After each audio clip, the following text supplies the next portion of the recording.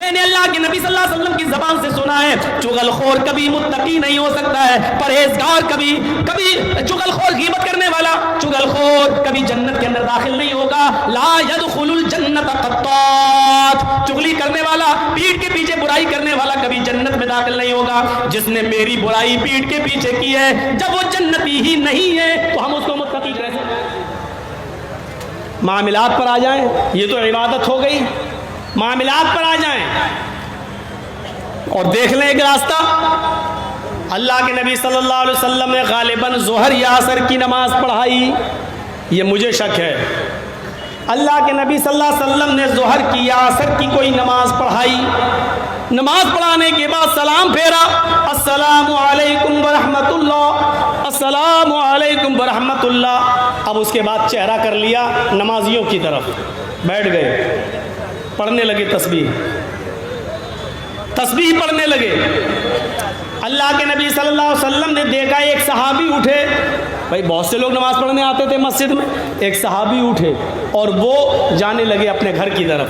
جب وہ مسجد کے دروازے پر پہنچے، چپل اپل پہننے لگے، گھر کی طرف جانے لگے تو اللہ کے نبی نے تمام صحابہ کو مخاطب کر کے کہا، من سرہ ان ينظر الى رجل من اہل الجنت فلینظر الى ھذا، جو آدمی کسی جنتی آدمی کو دیکھ کر خوش ہونا چاہے وہ دیکھ لے، یہ جنتی آدمی جا رہا ہے. پیچھے مڑ کر صحابہ نے دیکھا تو وہ کون تھے؟ حضرت ابو سعید خدری رضی اللہ تعالیٰ عنہ. تمام صحابہ سوچنے لگے کہ اتنی لوگوں میں، اتنے صحابہ میں اللہ کے نبی نے انہی کو جنتی کیوں کہا؟ شاید کوئی عمل ہوگا. دوسرے دن پھر نماز پڑھائی اور دوسرے دن جب سلام پھیرا تو پھر وہی صحابی اٹھے اور جانے لگے. اللہ کے نبی نے دوسرے دن بھی کہا، جس نے جنتی آدمی نہ دیکھا وہ دیکھ لے، جنتی آدمی جا رہا ہے. تیسرے دن بھی آپ نے نماز پڑھائی اور نماز پڑھانے کے بعد جب سلام پھیرا تو پھر وہ صحابی اٹھے اور جانے لگے. اللہ کے نبی نے کہا، جس نے جنتی آدمی نہ دیکھا ہو وہ دیکھ لے، یہ جنتی آدمی جا رہا ہے. صحابہ نے پھر پیچھے مڑ کے دیکھا تو وہی ابو سعید خدری. حضرت عبداللہ ابن عمر نے کہا، 3 دن سے برابر اللہ کے نبی انہی کو جنتی کہتے چلے جا رہے ہیں، پتہ نہیں یہ کیا عمل کرتے ہیں. بھائی جتنی ہم نمازیں پڑھتے ہیں اتنی یہ پڑھتے ہیں، جتنا ہم روزہ رکھتے ہیں اتنا یہ رکھتے ہیں، جتنا ہم عمل کرتے ہیں اتنا یہ عمل کرتے ہیں، پھر ہم جنتی نہیں، یہ جنتی، ایسا کیوں؟ تو دل میں سوچا ہو سکتا ہے شاید گھر میں یہ کچھ ایسا عمل کرتے ہوں کہ جس کی وجہ سے اللہ کے رسول نے ان کو جنتی کہا ہو اور جبرائیل نے بتا دیا ہو کہ اللہ کے نبی یہ جنتی ہیں. تو حضرت عبداللہ ابن عمر ان کے گھر چلے گئے. اور نوجوانوں ذرا دیکھو ادھر اور عبرت حاصل کرو، ان کے جنتی ہونے کی وجہ کیا تھی؟ کتنا معمولی کام تھا اور ہم اتنا معمولی کام نہیں کر پا رہے ہیں. حضرت عبداللہ ابن عمر جب ان کے گھر پہنچے تو فرمایا کہ میں تمہارے گھر رہنا چاہتا ہوں 2-3 دن. ابو سعید خدری نے کہا، کیوں، کیا بات ہے؟ رہنے کو منع نہیں کر رہا ہوں، لیکن وجہ کیا ہے بتاؤ تو. کہا کہ میرے باپ سے میرا جھگڑا ہو گیا ہے اور غصے میں گھر جانا نہیں چاہتا ہوں. میں چاہتا ہوں کہ 2-3 دن میرے باپ کو میری غیر موجودگی میں میری محبت کا احساس ہو جائے، پتہ چل جائے. میں اپنے ماں باپ سے لڑ کے آیا ہوں، اس لیے میں آپ کے گھر رہنا چاہتا ہوں، میں اپنے گھر 2-3 دن جانا نہیں چاہتا. ابو سعید خدری نے کہا، ماں باپ سے لڑائی لڑنا اچھی بات نہیں ہے، ویسے رہو میرے گھر، کوئی دقت نہیں ہے، لیکن ماں باپ سے لڑنا اچھی بات نہیں ہے. کہا ٹھیک ہے، 2-3 دن کے بعد ہم اپنے ماں باپ کے پاس چلے جائیں گے. رہنا شروع کر دیا. اب رہنے کا مقصد تو کچھ اور تھا، لیکن 3 دن رہے، ادھر بھی کوئی خاص عمل دکھائی نہیں دیا. جتنا میں اپنے گھر میں نماز پڑھتا ہوں اتنا یہ بھی پڑھتے ہیں، تہجد کے علاوہ یہ کچھ پڑھتے ہی نہیں ہیں، تہجد کے علاوہ میں بھی کچھ نہیں پڑھتا. تو آخر کیوں اللہ کے رسول نے ان کو جنتی کہا؟ جب 3 دن پورے ہو گئے، جب یہ وہاں سے جانے لگے تو ابو سعید خدری نے کہا، کیا بات ہے، ماں باپ تو آئے نہیں تمہیں بلانے اور تم جا رہے ہو؟ فرمایا، اے ابو سعید خدری، میں اپنے ماں باپ سے ناراض ہو کر نہیں آیا تھا، میں نے آپ سے جھوٹ کہا تھا. اچھا، اور جب صحیح بات بتا دی تو اب جھوٹ کہاں رہ گیا؟ کہا میں تو صرف یہ دیکھنے آیا تھا کہ 3 دن آپ نے اللہ کے نبی کے پیچھے نماز پڑھی اور تینوں دن جب نبی نے سلام پھیرا تو آپ اٹھ کے چل دیے۔ اللہ کے نبی صلی اللہ علیہ وسلم تمہارے باہر نکلنے کے بعد فرماتے تھے کہ جنتی آدمی گیا ہے، جس نے جنتی نہ دیکھا وہ دیکھ لے یہ جنتی ہے۔ میں نے دیکھا کہ تمہارا عمل ہم سے زیادہ نہیں ہے، شاید گھر میں کوئی عمل کرتے ہو، میں گھر میں تمہارا عمل دیکھنے کے لیے چلا آیا اور بہانہ یہ کیا کہ میرے ماں باپ مجھ سے ناراض ہیں، لیکن دیکھ یہ رہا تھا کہ آپ گھر میں کیا کرتے ہیں۔ آپ کا گھر میں بھی کوئی عمل ایسا نہیں ہے جو مجھ سے زیادہ ہو، جتنا آپ اپنے گھر میں کرتے ہیں اتنا میں بھی اپنے گھر میں کرتا ہوں، لیکن وجہ سمجھ میں نہیں آ رہی ہے۔ اللہ کے نبی نے آپ کو جنتی کہا لیکن ہم لوگوں کو جنتی کیوں نہیں کہا؟ ابو سعید خدری کہتے ہیں واللہ عالم، اللہ ہی بہتر جانتا ہے، مجھے نہیں معلوم کہ اللہ کے نبی نے مجھے جنتی کیوں کہا ہے۔ ہمارا عمل تمہارے عمل سے کوئی زیادہ نہیں ہے، جتنا تم کرتے ہو اتنا میں بھی کرتا ہوں، لیکن ہاں شاید ایک چیز ہو۔ اب سنو وہ چیز، رام گھاٹ، رانی پترا، پورنیا اور ادھر ادھر سے آنے والوں، اب سنو وہ چیز، شاید ایک چیز جو میں کرتا ہوں وہ اور لوگ نہ کرتے ہوں۔ کا کیا؟ کہ اللہ کے نبی جیسے ہی نماز پڑھانے کے بعد سلام پھیرتے ہیں میں اپنے گھر چلاتا ہوں، سنتیں اپنے گھر پہ پڑھتا ہوں، میں مسجد میں نہیں پڑھتا، اپنے گھر پہ پڑھتا ہوں۔ عبداللہ ابن عمر کہتے ہیں یہ بھی نہیں، کیونکہ سنتیں تو میں بھی اپنے گھر پہ پڑھتا ہوں۔ پھر کہا کہ ایک عمل اور ہو سکتا ہے، کہا کیا؟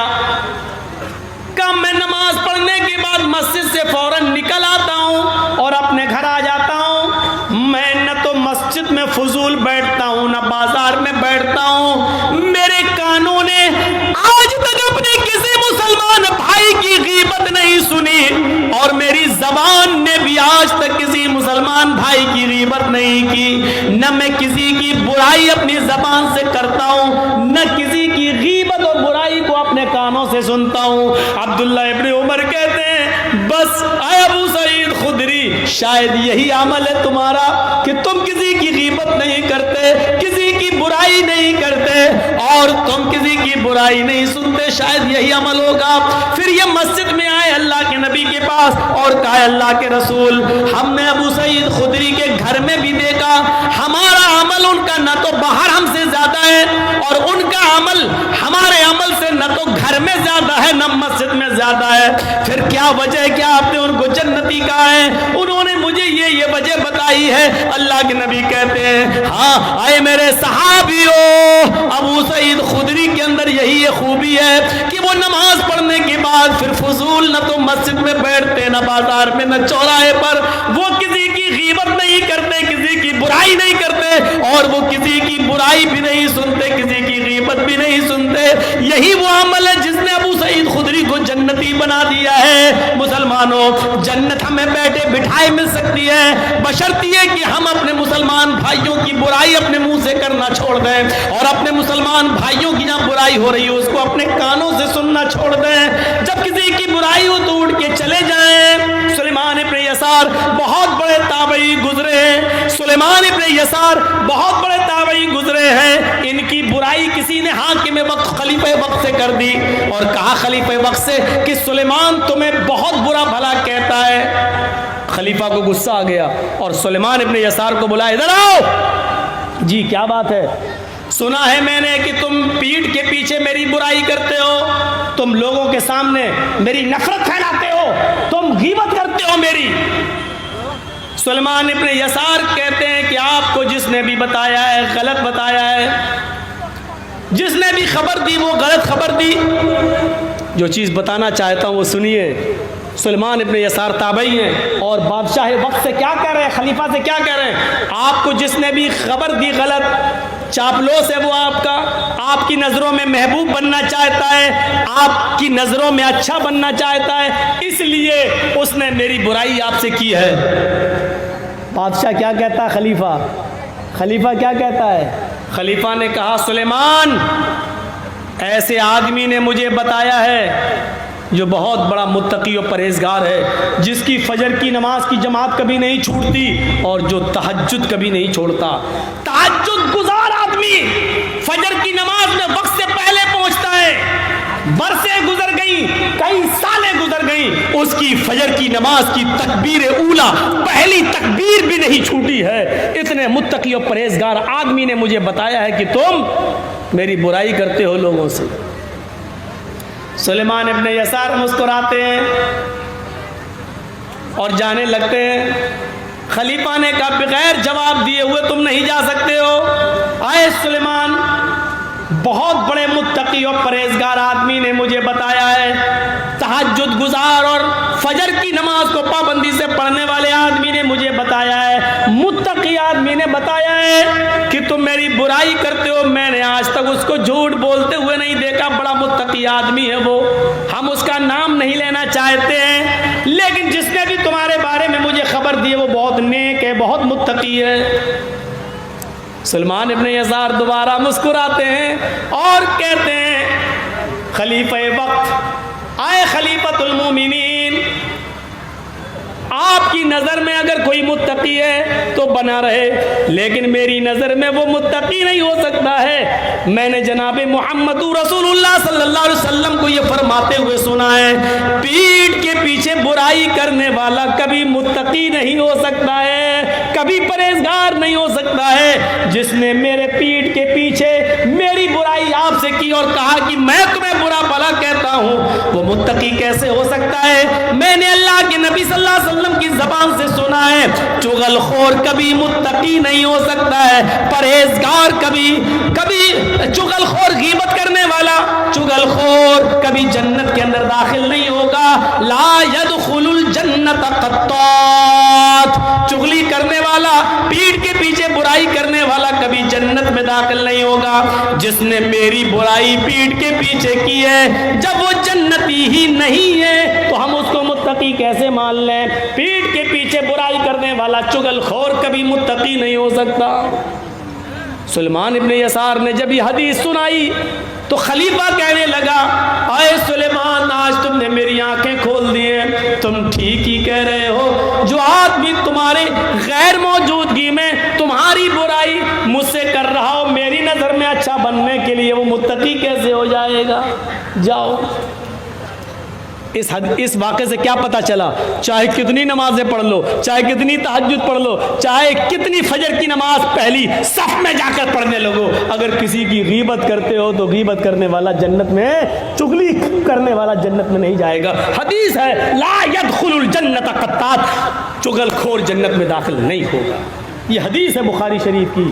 جنت میں جانے والا جو جائے گا وہ چغل خور ہوگا، وہ جنت میں نہیں جائے گا۔ پیٹھ کے پیچھے چغلی کرنے والا جنتی نہیں ہے۔ یہ کتنا بڑا نمازی تھا، کتنا بڑا تہجد گزار تھا، سالیں گزر گئی، فجر کی نماز کی پہلی تکبیر نہیں چھوٹی، لیکن حضرت سلیمان ابن یسار نے جھٹکے میں کہہ دیا، آپ اس کو متقی مانتے رہیے۔ اللہ کے رسول فرماتے ہیں کہ چغل خور جنت میں نہیں جائے گا، پیٹھ کے پیچھے میری برائی کرنے والا متقی کیسے ہو سکتا ہے؟